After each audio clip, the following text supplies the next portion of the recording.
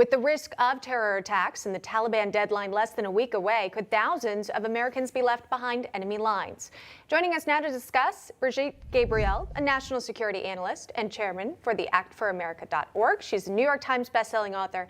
Her latest book is Rise. Thank you so much for joining us this morning. A lot to go over here. The situation in Afghanistan developing by the moment here, continuing to unfold.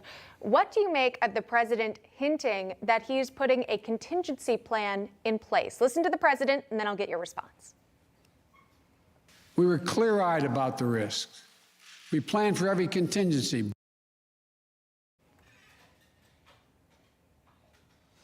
A brief thought there, but do you agree with the president has said? Do you believe him?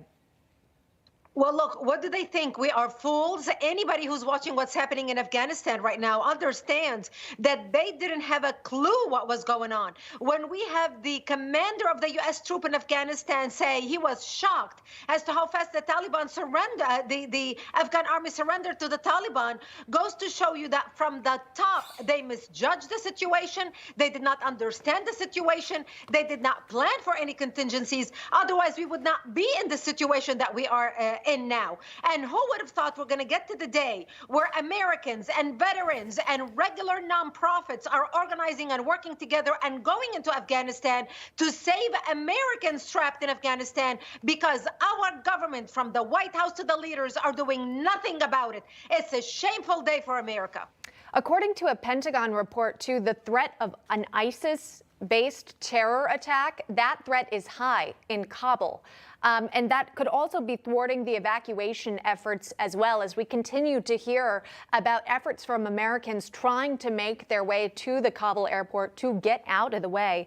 Brigitte, how serious, quite frankly, is this threat of another terror attack at this point based on our handling of Afghanistan?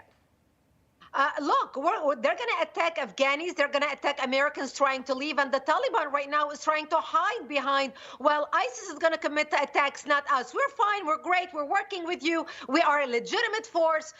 But this is all lies. Remember, they are the ones who let the ISIS people out. They work with al-Qaeda. Remember how much the Taliban and the al-Qaeda are very closely tied. They are even married into each other. So they have blood ties, not just friendships and loyalty. And so right now, the Taliban, we do not know who's going to be doing the dirty work, because the Taliban are going to be hiding behind, well, we didn't do it, but the bad guys are doing it. Fully knowing that they can manipulate the Americans and the Western media. They can lie through their teeth. They can even dress like ISIS fighters and commit terrorist attacks while people are trying to get to the airport to flee and blaming it on ISIS. It's not us. As to the threat to the United States, look, we already know that there are people on the no-fly list have already made it as Afghan refugees out into Britain with the people who were evacuated. So the Taliban are not stupid. They are already putting their people in the refugees to come into Western nations. One was already intercepted in Frankfurt. So we know that if they were already intercepted and in Britain, in Frankfurt, we know some of them are going to come to the United States. We already know that a lot are sneaking through the border right now, people who are on the terror watch list coming to America. We're going to see an uptick in terrorist attacks, not only in that part of the world in Afghanistan, but here in the United States. Afghanistan will become the epicenter for jihadi activity worldwide. We are already seeing chatter on the internet of jihadis flocking to Afghanistan to participate in this great jihad that they believe Allah had handed them victory. That's why it's more important than ever to get every American out of Afghanistan right now. We need to bring them home safely. I encourage people to go to our website, actforamerica.org, and sign our petition. Leave no American behind. Bring them home. Go to actforamerica.org and sign our petition. Yeah, well, that's, the fact that you're going out and you're telling people to contact you for information and maybe assistance as to how to evacuate is really telling.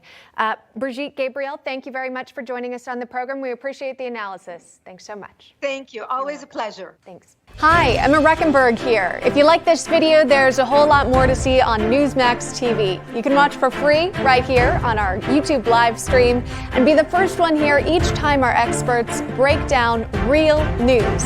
Just hit that subscribe button, ring the bell icon, and stay with us on America's fastest growing cable news channel, Newsmax TV.